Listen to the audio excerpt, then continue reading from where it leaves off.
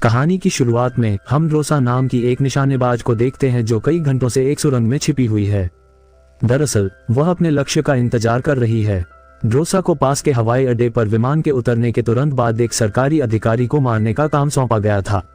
जैसे ही ड्रोसा को अपना लक्ष्य दिखाई देता है, वह कई किलोमीटर दूर से एक ही गोली में उसे मार देती है। ड्रोसा इतनी सटीकता से अपना काम अंजाम देती है कि ड्यूटी पर तैनात गार्डों को भी पता नहीं चलता कि गोली किसने चलाई और कहां से चलाई। मिशन पूरा करने के बाद ड्रोसा अपनी मां की कब्र पर जाती है जहां उसके पिता पहले से ही दफन हैं। यहाँ हमें ड्रोसा के बारे में एक और बात पता चलती है। जब भी वह अपनी राइफल से किसी को मारती है, वह गोली के खाली खोखे अपने पास रख लेती है और फिर उन्हें अपने पिता को सौंप देती है। दरअसल ड्रोसा एक कॉन्ट्रैक्ट किलर थी। इसका मतलब है कि वह पैसे के लिए लोगों को मारती थी और पहले ही कई लोगों को मार चुकी थी। उसे लोगों को मारना पसंद नहीं था, लेकिन यह उसका पेशा बन गया था। इसलिए ड्रोसा अपने पिता को गोली के खाली खोखे देती थी ताकि उनका दुख कम हो सके। ड्रो अपने पिता से कहती है, मुझे एक और नया प्रोजेक्ट मिला है जो पूरे 1 साल तक चलेगा। हो सकता है कि उस दौरान मैं आपसे मिल ना पाऊं। इस पर दासा के पिता जवाब देते हैं, तुम हर साल आते हो और मुझे कुछ गोलियों के कवर देते हो, लेकिन अगले साल ऐसा नहीं होगा। मैं कैंसर के अंतिम चरण में हूँ। मेरे पास ज्यादा समय नहीं बचा है और अगर आने वाले दिनों में मेरी मृत्यु नहीं हुई तो मैं 14 फरवरी वैलेंटाइन डे पर आत्महत्या कर लूंगा, क्योंकि मेरे पास जीने का कोई कारण नहीं बचा है। तुम्हारी माँ भी मर चुकी है और तुम काम के सिलसिले में साल में 1 या 2 बार मुझसे मिलने आते हो, इसलिए शायद ये हमारी आखिरी मुलाकात हो। ये सुनकर ड्रेस की आंखों में आंसू भर आते हैं। दृश्य बदलता है और हम दूसरे मुख्य किरदार लेवी को देखते हैं। कहानी का एक पात्र लेवी का जीवन बिल्कुल भी अच्छा नहीं चल रहा था। उसे अक्सर बुरे सपने आते थे और नींद उससे दूर रहती थी। एक रात बुरे सपने से जागकर लेवी अपना घर छोड़कर समुद्र तट पर चला जाता है। वहां उसे थोड़ा बेहतर महसूस होता है और वह अपनी डायरी में लिखने लगता है। अचानक लेवी को अपने फोन पर एक संदेश मिलता है। संदेश में एक पता दिया गया है और उसे जल्द से जल्द वहां पहुंचने के लिए कहा गया है। बिना समय बर्बाद किए लेवी एक सैन्य अड्डे पर पहुंचता है और बाटो नाम की एक महिला अधिकारी से मिलता है। उनकी बातचीत के दौरान हमें पता चलता है कि लेवी कोई साधारण व्यक्ति नहीं बल्कि एक सेना अधिकारी था।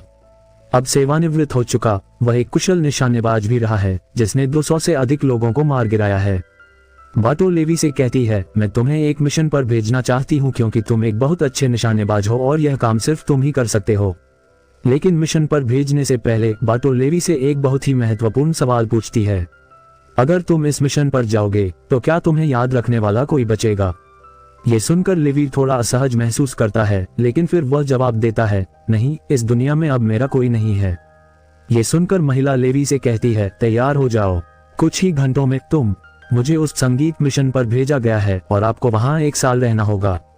लेवी बेहोश हो जाता है और जब वह होश में आता है तो खुद को एक हवाई जहाज में पाता है।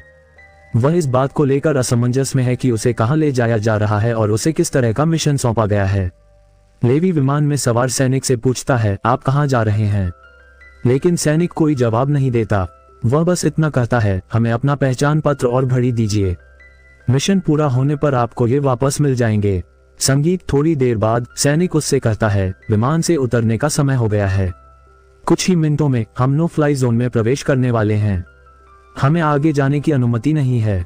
वह बस इतना कहता है कि लैंडिंग के बाद आपको अकेले 32 किलोमीटर उत्तर की ओर पैदल चलना होगा। संगीत, फिर आप अपने मिशन स्थल पर पहुंच जाएंगे। लेकिन लेवी का दिमाग अभी भी उसी बात पर अटका हुआ है। वह सैनिक से फिर पूछता है, हम कहां जा रहे हैं? सैनिक जवाब देता है, मुझे इस सवाल का जवाब देने की अनुमति नहीं है। मेरी वर्दी में एक माइक्रोफोन लगा है। अगर मैंने तुम्हें इस जगह के बारे में बताया तो मुझे नौकरी से निकाल दिया जा सकता है या जान से भी मारा जा सकता है। संगीत, ये सुनकर लेवी की सांस अटक जाती है। फिर उसे एक पैराशूट दिया जाता है और जैसे ही विमान का दरवाजा खुलता है, लेवी कूद जाता है और सुरक्षित रूप से उतर जाता है। लेकिन असली खेल तो अब शुरू होता है। अब उसे 32 किलोमीटर की दूरी पैदल तय करनी है। लेवी को ये दूरी तय करने में 2 दिन लगते हैं। 2 दिन की लंबी यात्रा के बाद वह आखिरकार उस स्थान पर पहुंच जाता है। वह देखता है कि यह एक बेहद सुनसान इलाका है जहां न केवल मनुष्य बल्कि पक्षी भी उसे दिखाई नहीं देते। तभी उसकी मुलाकात जेडी नाम के एक व्यक्ति से होती है। जेडी 1 साल से यहाँ एक मिशन पर था। अब उसका कार्य समाप्त हो गया है, इसलिए अब लेवी उसकी जगह लेगा। जेडी लेवी को एक निगरानी मीनार की ओर ले जाता है। मीनार की चोटी पर पहुंचने के बाद भी लेवी यह नहीं समझ पाता कि उसे वहां क्या काम करना है। यही सवाल वह जेडी से पूछता है। पूछे जाने पर जेडी जवाब देता है, यहाँ एक बहुत गहरी खाई है जिसका नाम ईश्वर है। यह एक बहुत ही रहस्यमय और गहरी खाई है जिसकी तलहटी तक आज तक कोई नहीं पहुंचा है। तुम्हारा काम बहुत सरल है, तुम्हें इस खाई की रक्षा करनी है। फिर वह लेवी को सख्त नियम समझाता है। वह कहता है, यहाँ से आप महीने में सिर्फ एक बार मुख्यालय को फोन कर सकते हैं। चाहे कुछ भी हो जाए, संगीत बाहरी दुनिया से संपर्क की उम्मीद न करें। इस टावर को हम पश्चिम टावर कहते हैं। इसके ठीक सामने पूर्व टावर है। ये रूसी है। वहाँ एक गार्ड भी ड्यूटी पर रहता है, लेकिन कोई संपर्क नहीं है। आप दोनों के बीच संपर्क की अनुमति है। आपको बस अपने कर्तव्य पर ध्यान देना है और हाँ, हमेशा किसी भी संभावित खतरे के लिए तैयार रहना, क्योंकि आप पर कभी भी हमला हो सकता है। यहाँ स्वचालित बंदूकें हैं और नीचे कई बारूदी सुरंगें बिछाई गई हैं। अगर आपकी स्वचालित बंदूकों का गोला बारूद खत्म हो जाए तो उन्हें हमेशा भर लें, क्योंकि हमले के दौरान वे बहुत काम आएंगी। और अंत में, अगर आपको यहाँ कभी भी तेज सायरन सुनाई दे तो बिना सोचे समझे भाग जाना। जेडी कहता है, मुझे नहीं पता क्यों, लेकिन मैं आपको वही बता रहा हूँ जो पिछले ड्यूटी वर्कर ने मुझे बताया था। लेवी उसकी सारी बातें साफ साफ सुनता है, लेकिन उसके मन में सिर्फ एक सवाल है। वह पूछता है, यहाँ ऐसा क्या है जिसके लिए इतनी कड़ी सुरक्षा की जरूरत है? तभी जेडी एक ग्रेनेड निकालता है और उसे गहरी खाई में फेंक देता है। जैसे ही ग्रेनेड खाई की गहराई में फटता है, एक अजीब डरावनी आवाज गूंजती है। वह आवाज बिल्कुल भी इंसान की नहीं थी। वह अंधेरे में छिपी कोई चीज थी। जेडी लेवी संगीत की ओर देखता है और कहता है, ये जो आवाज तुम सुन रहे हो वह उन जीवों की है जिन्हें हम खोखले मनुष्य कहते हैं। ये जीव इस गड्ढे के अंदर रहते हैं और यहाँ तुम्हारा संगीत कर्तव्य ये सुनिश्चित करना है कि कोई भी जीव अंदर से बाहर न निकल पाए। कहा जाता है कि 1940 में 2400 अमेरिकी संगीत सेना इस गड्ढे में सभी जीवों को खत्म करने के लिए सैनिकों को भेजा गया था, लेकिन आज तक उनमें से एक भी जीवित नहीं लौटा है। अब जेडी लेवी को सारी जानकारी देने के बाद वहां अपनी 1 साल की ड्यूटी पूरी करके घर लौटने की तैयारी कर रहा है। जेडी लेवी को पूरी जानकारी देने के बाद उससे विदाई देता है और चला जाता है। वह बहुत खुश है क्योंकि वह 1 साल बाद घर लौट रहा है, लेकिन उसे जरा भी अंदाजा नहीं था कि कुछ भयानक उसका इंतजार कर रहा है। उस जगह पर पहुंचकर जेडी सिगरेट पी रहा होता है, तभी उसे लेने के लिए एक हेलीकॉप्टर आता है। हेलीकॉप्टर उसके लिए एक रस्सी गिराता है और जेडी रस्सी के सहारे हेलीकॉप्टर पर चढ़ जाता है। हेलीकॉप्टर में मौजूद एक सैनिक पहले जेडी की पहचान की पुष्टि करता है। जब जेडी उसे सारी जानकारी देता है तो हेलीकॉप्टर में मौजूद सैनिक पहले जेडी को गोली मारता है और फिर उसकी रस्सी काट देता है, जिससे वह नीचे गिर जाता है। अब ये स्पष्ट है कि जो भी इस जगह में जाता है वह कभी वापस नहीं लौटता। फिर हम अगले दिन का दृश्य देखते हैं। लेवी अपना काम शुरू करता है। सबसे पहले वह कुछ रिपोर्टों की जांच करता है और अपनी स्वचालित बंदूकों में गोला बारूद भरता है, जिनमें से कुछ खत्म हो गया है। दिन इसी तरह बीतते हैं और फिर 1 महीना। लेवी उबने लगता है। संगीत वह सोचता है, अगर उसे यहाँ 1 साल अकेले बिना किसी बातचीत या मनोरंजन के रहना पड़े तो समय बिताने के लिए वह शेल्फ पर रखी संगीत की किताबें पढ़ने का फैसला करता है। जैसे ही वह किताबों को शेल्फ से निकालता है, अचानक उसकी नजर शेल्फ के पीछे एक दीवार पर पड़ती है। दीवार पर उन सभी लोगों के पत्र लिखे हैं जिन्होंने पहले इस टावर में सेवा की है। हर पत्र में डर, अकेलापन और खोखले लोगों के खतरों का जिक्र है। एक दिन लेवी को पश्चिमी टावर से मशीनरी चलने की आवाज सुनाई देती है। लेवी जल्दी से अपने टेलीस्कोप का इस्तेमाल करके दूर से पूर्वी टावर को देखता है और फिर उसे एक लड़की दिखाई देती है। ये लड़की कोई और नहीं बल्कि द्रासा है, जिसे उसकी उत्कृष्ट निशानेबाजी कौशल के कारण इस टावर में तैनात किया गया था। द्रासा की सुंदरता लेवी को मोहित कर लेती है। हालांकि लेवी उससे बात नहीं कर सकता क्योंकि यह नियमों के खिलाफ होगा और द्रासा को भी पश्चिमी टावर में लेवी की मौजूदगी के बारे में पता चल चुका है। दिन इसी तरह बीतते हैं और वे दोनों सोचते रहते हैं कि क्या उन्हें एक दूसरे से बात करनी चाहिए। कुछ दिनों बाद दासा का जन्मदिन आता है। अकेलापन महसूस करते हुए द्रा को किसी से बात करने की जरूरत महसूस होती है। वह लेवी से बात करने की कोशिश करती है। दासा लेवी से एक संदेश के जरिए पूछती है, व्हाइट बोर्ड पर तुम्हारा नाम क्या है? लेवी को नियम याद है और वह कहता है कि नाम लिखना मना है, लेकिन दासा मुस्कुराती है और कहती है, मेरा नाम दासा है। लेवी बिना ज्यादा सोचे समझे अपना नाम बता देता है। दासा उसे बताती है कि आज उसका जन्मदिन है और वह अपना जन्मदिन मनाने के लिए नाचने लगती है। दासा लेवी से पूछती है, क्या तुम्हें नाचना आता है? लेवी जवाब देता है, नहीं, मुझे बिल्कुल भी नाचना नहीं आता। दासा पूछती है, तो फिर तुम्हें क्या आता है? लेवी जवाब देता है, मैं थोड़ा बहुत निशाना लगा सकता हूँ। तभी ड्रोसा बोर्ड पर लिखती है, मैं अच्छा निशानेबाज हूँ। उसके निशानेबाजी कौशल को परखने के लिए वह अपने टावर पर उसके सामने एक छोटी बोतल रख देती है और लेवी निशाना साधते हुए एक ही शॉट में उसे तोड़ देता है। दासा भी पीछे नहीं रहना चाहती थी। उसने भी अपने निशानेबाजी कौशल का प्रदर्शन किया और लेवी के टावर पर रखी छोटी बोतल को सटीक निशाने से मार गिराया। इससे लेवी को पता चलता है कि द्रा कोई साधारण लड़की नहीं बल्कि एक घातक निशानेबाज है। धीरे धीरे उनकी बातचीत आगे बढ़ती है। दासा और लेवी एक दूसरे को समझने लगते हैं, लेकिन बातचीत में मग्न होने के दौरान ही अचानक ड्रॉस की निगाह नीचे खाई की ओर चली जाती है। वह कुछ भयानक चीजें देखती है। खोखले पुरुष जैसे जीव तेजी से पश्चिमी टावर पर चढ़ रहे थे। दासा ने तुरंत लेवी को आगाह किया, नीचे देखो, कुछ जीव तुम्हारी ओर आ रहे हैं। लेवी ने नीचे देखा तो उसकी आंखें हैरानी से चौड़ी हो गईं। एक दो नहीं बल्कि हजारों जीव ऊपर की ओर बढ़ रहे थे।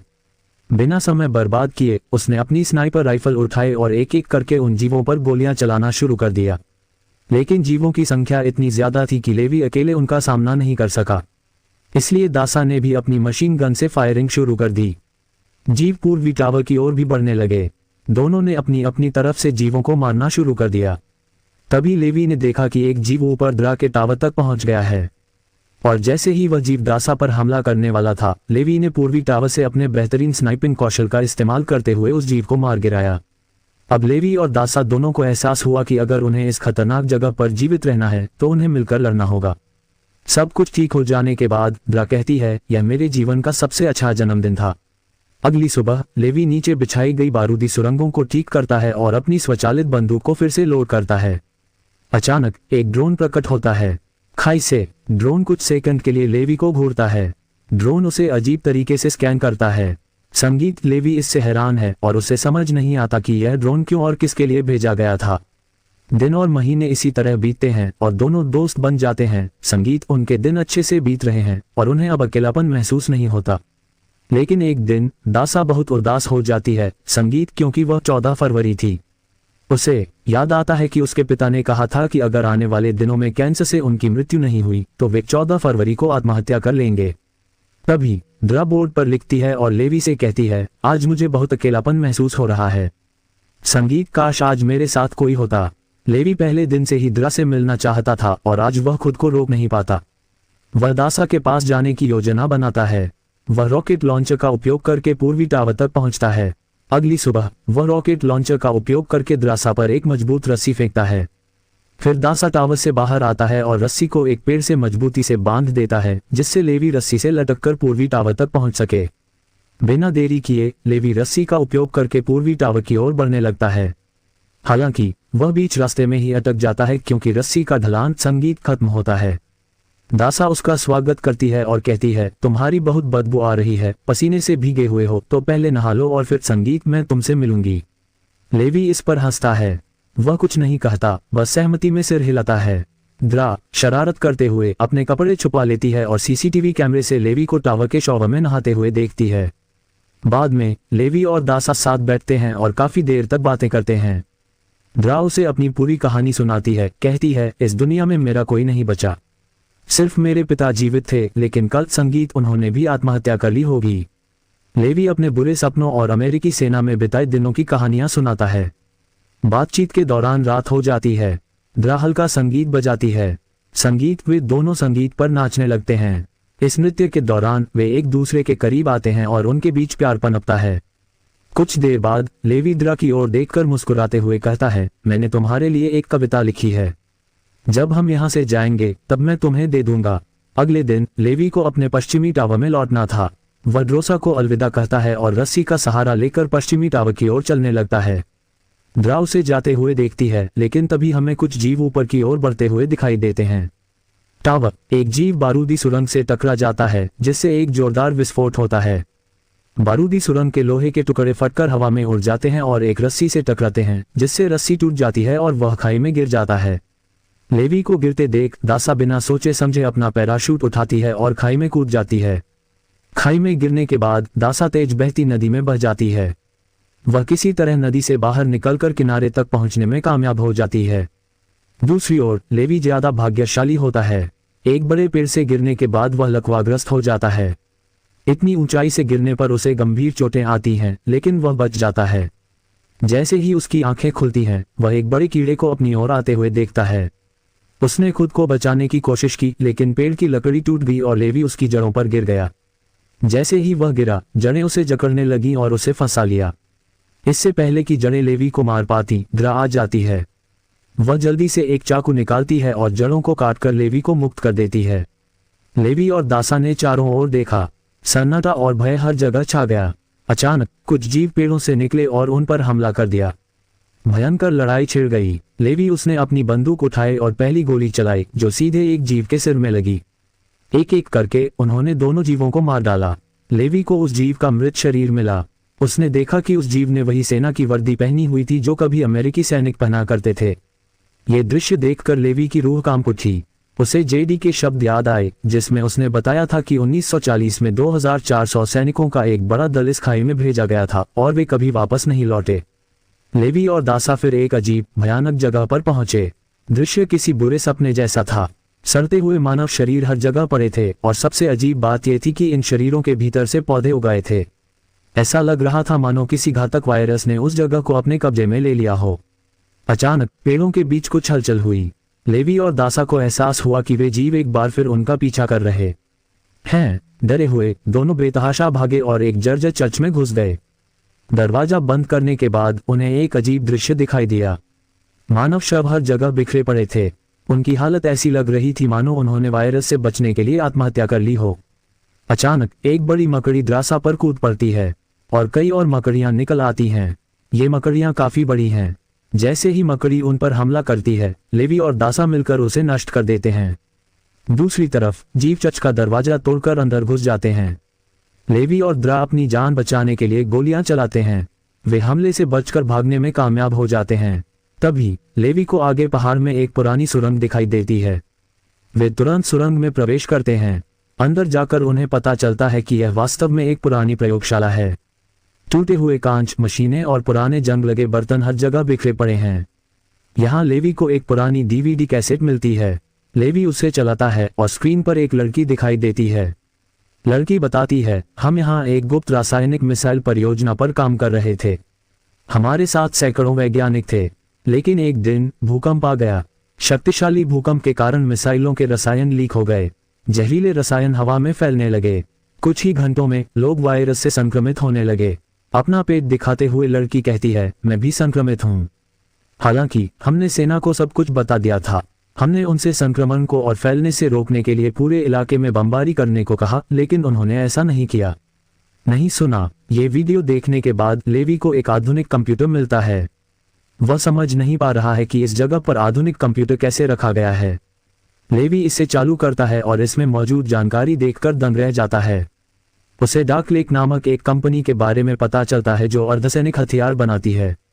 ये कंपनी संक्रमित लोगों से नमूने एकत्र करती है और उन पर प्रयोग करके अपने देश के सैनिकों को सुपर सोल्जर में बदल देती है। यही कारण है कि कोई भी देश इस जगह को नष्ट नहीं करना चाहता। इसके अलावा लेवी को यह भी पता चलता है कि इस खाई में एक विशाल मिसाइल है जो सक्रिय होने पर 4 से 2 किलोमीटर के दायरे में सब कुछ उड़ा देगी। लेवी और द्रासा रहस्य को समझ जाते हैं। उन्हें पता चलता है कि लेडी बाटो, जिसने उन्हें यहाँ भेजा है, इस जगह की मालकिन है और इसका दुरुपयोग कर रही है। इस जगह को गुप्त रखने के लिए लेडी बाटो हमेशा ऐसे व्यक्ति को यहाँ ड्यूटी के लिए चुनती है जिस पर कोई संदेह न हो, और उस व्यक्ति को यहाँ 1 साल सेवा करने के बाद मार दिया जाता है, ठीक वैसे ही जैसे जेडी को मार दिया गया था ताकि वह बाहर आकर दुनिया को इस जगह के बारे में न बता सके। ये सब जानने के बाद जैसे ही वे निकलते हैं, एक घुड़सवार उन्हें पकड़ लेता है। लेवी द्रा को रस्सी से बांधकर अपने साथ ले जाता है। लेवी द्रा को ढूंढता हुआ इधर उधर भटकता है, लेकिन वह कहीं नहीं मिलती। तभी लेवी एक ऐसी जगह पहुंचता है जहां एक बड़ी मिसाइल रखी होती है। ये वही मिसाइल थी जिसके बारे में लेवी को डार्क लेक कंपनी के कंप्यूटर से जानकारी मिली थी। लेवी सब कुछ स्पष्ट रूप से समझ गया। दरअसल जब वॉच टावर के पिछले निवासियों ने कहा था कि अगर उन्हें सायरन सुनाई दे तो उन्हें जितनी जल्दी हो सके भाग जाना चाहिए, तो वे वास्तव में इसी मिसाइल की बात कर रहे थे। इस बीच द्रा, जो अब उस जीव की कैद में है, खुद को छुड़ाने की कोशिश कर रही है। वह चीखती है और किसी तरह खुद को छुड़ाने में कामयाब हो जाती है। एक बार आजाद होते ही द्रा और उस जीव के बीच लड़ाई छिड़ जाती है। द्रा को ढूंढता हुआ लेवी भी वहां पहुंचता है और तुरंत उस जीव पर हमला कर देता है, और साथ मिलकर वे उसे आग लगा देते हैं। भागना और एक चुनौतीपूर्ण रास्ता। अब भागने की बारी उनकी है, लेकिन आगे का रास्ता और भी चुनौतीपूर्ण है। जैसे ही लेवी और दासा आगे बढ़ते हैं, उनका सामना एक खतरनाक इलाके से होता है जो एक कठिन चुनौती पेश करता है। यहाँ मनुष्य और पौधे पूरी तरह से एक दूसरे से जुड़े हुए हैं, मानो ये किसी खतरनाक प्रयोग का परिणाम हो। आगे बढ़ते हुए वे हर कदम सावधानी से रखते हैं, तभी द्रा फिसल जाती है और पौधे सक्रिय हो जाते हैं। वे द्रा को पकड़ लेते हैं, लेकिन लेवी साहस दिखाते हुए आगे बढ़ता है और अपनी पूरी ताकत लगाकर द्रा को छुड़ा लेता है। वह एक बम से पूरे पौधे तंत्र को उड़ा देता है। लेवी दासा को वहां से ले जाता है, स्वतंत्रता की ओर चढ़ाए। थोड़ा और आगे चलने पर उन्हें एक गैराज दिखाई देता है जहां एक कार खड़ी है। वे जल्दी से गाड़ी में बैठते हैं और भागने की कोशिश करते हैं। कुछ दूरी तय करने के बाद उन्हें एक रस्सी दिखाई देती है जो निगरानी टावर तक जाती है, लेकिन जीव पहले ही वहां पहुंच चुके होते हैं और उनका पीछा कर रहे होते हैं। अगर वे रस्सी को हाथों से पकड़कर ऊपर चढ़ते तो जीव उन्हें मार डालते। इसलिए लेवी समझदारी से काम लेता है और जीप को रस्सी से बांधकर ऊपर चढ़ना शुरू कर देता है। वे जीप को रस्सी से बांध देते हैं ताकि वे जीप में बैठ सकें और उनके हाथ जीवों से लड़ने के लिए खाली रहें। जीव उन पर हमला करते हैं और भयंकर लड़ाई शुरू हो जाती है। हालांकि उन जीवों की संख्या बहुत कम है, इसलिए वे हार जाते हैं। तभी लेवी को एक विचार आता है। वह जीप के पेट्रोल टैंक से तेल उन जीवों पर गिरा देता है। तेल रिसने से जीप में आग लग जाती है, जिससे सभी जीव जलकर राख हो जाते हैं। अंत में वे जीप की रस्सी काट देते हैं और उसे नीचे गिरा देते हैं, जिससे सभी जीव मर जाते हैं। इस प्रकार वे अंततः एक नए मिशन पर चढ़ने में सफल हो जाते हैं। अब दोनों जानते थे कि भले ही वे पूरे 1 साल तक सेवा करें, फिर भी वे मारे जाएंगे। इसलिए उन्होंने एक साहसिक निर्णय लिया। वे अब इस जगह की रक्षा नहीं करेंगे, बल्कि इसे नष्ट कर देंगे ताकि उनके जैसे कोई अन्य सैनिक यहाँ न फंसे और इस जगह का दुरुपयोग बंद हो जाए। इसके बाद वे चले जाएंगे और एक नया जीवन शुरू करेंगे। दासा कहती है, मेरे पास फ्रांस में छिपने की जगह है। हम वहां जाएंगे, शादी करेंगे और अपना शेष जीवन वहीं बिताएंगे। लेवी सहमत होते हुए कहता है, मुझे अपने टावर पर वापस जाना होगा। मैं वहां जाकर टावर में एक बम लगाऊंगा और मिसाइल को सक्रिय करूंगा जो पूरी जगह को नष्ट कर देगी। अंतिम टकराव और विस्फोट, जिसके बाद लेवी रस्सी की मदद से अपने टावर पर पहुंच जाता है। इसी बीच लेडी बाटो लेवी से संपर्क करती है और पूछती है, क्या तुम इस गड्ढे में गए थे? क्योंकि किसी ने हमारा कंप्यूटर चालू कर दिया था। लेवी झूठ बोलती है और कहती है, नहीं, मैं वहां नहीं गई थी। लेकिन बाटो संगीतकार जानती है कि लेवी झूठ बोल रही है। उसने सुरक्षा कैमरे में सब कुछ देख लिया था। कैमरों ने इस बात की पुष्टि की कि लेवी और द्रासा गड्ढे में चले गए थे। फिर भी वह कहती रहती है, अगर तुम नहीं गए तो यह स्पष्ट है कि पश्चिमी टावर का गार्ड ही इसके लिए जिम्मेदार है। तुम एक काम करो, पश्चिमी टावर के उस आदमी लेवी को मार डालो, क्योंकि उसने नियम तोड़े हैं। वह समझती है कि वह उसे नहीं मारेगा और वह जानती है कि वे दोनों भाग निकलेंगे और दुनिया को इस जगह के बारे में बताएंगे। इसलिए वह खुद एक हेलीकॉप्टर से वहां पहुंचती है। लेकिन बाटो के पहुंचने से पहले ही दोनों अपनी तैयारी कर चुके होते हैं। टावर से दूर लेवी अपने जीवन का सबसे लंबा निशाना लगाता है। सीधे टावर पर गोली चलाता है, जो ठीक नीचे मिसाइल से जुड़ा हुआ था, जिससे एक तेज सायरन बज उठता है। अब उनके पास सीमित समय था। वे दोनों जितनी तेजी से हो सके भागने लगे, क्योंकि मिसाइल 4.2 किलोमीटर के क्षेत्र को तबाह कर देगी। लेवी और दासा दोनों जितनी तेजी से हो सके जंगल की ओर भागे। द्रा अपनी जान बचाते हुए घटनास्थल से भागने में कामयाब रही। हालांकि लेवी के पैर में चोट लग गई थी, जिससे वह तेजी से नहीं भाग पा रहा था। इस बीच बाटो इस बात से अवगत है कि मिसाइल विस्फोट की आशंका ने इसे सक्रिय कर दिया। ठीक उसी क्षण एक मिसाइल दागी गई, जिससे एक भीषण विस्फोट हुआ और पूरी खाई तबाह हो गई। विस्फोट इतना शक्तिशाली था कि उसकी लपटें और झटके दूर दूर तक फैल गए, जिससे बाटो का हेलीकॉप्टर भी आग की चपेट में आ गया और उसकी मौके पर ही मौत हो गई। दासा पहले ही 42 किलोमीटर की दूरी तय कर चुकी थी, लेकिन लेवी विस्फोट की चपेट में आ गया और धमाके की तेज हवा ने उसे पानी में फेंक दिया। दूसरी ओर खाई में मौजूद सभी जीव मारे गए। केवल द्रा ही विस्फोट से बच पाए और वह एक ऊंची जगह पर लेवी का इंतजार कर रही थी। एक नई शुरुआत। इंतजार करते करते रात हो गई, लेकिन लेवी का कोई अता पता नहीं था। उसे एहसास हुआ कि वह अब जीवित नहीं है। कहानी कुछ महीनों आगे बढ़ जाती है। दासा लेवी द्वारा लिखी एक कविता पढ़ती है। उसे हर शब्द में लेवी की यादें महसूस होती हैं। उसकी आंखों में आंसू भर आते हैं।